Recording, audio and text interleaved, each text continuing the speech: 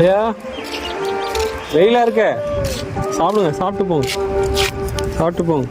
வெயிலா இருக்க, சாப்பிட்டுட்டு போங்க. ఏ ఊరు మీది? చిత్తూరునా? నాకు తెలుగు కొంచెం కొంచెం తెలుసు. తినండి.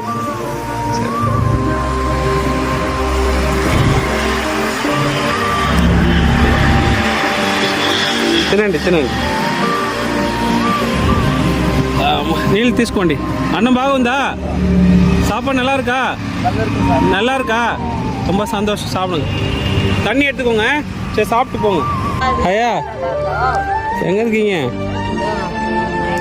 அதாங்க. என்ன சாப்பாடு இது?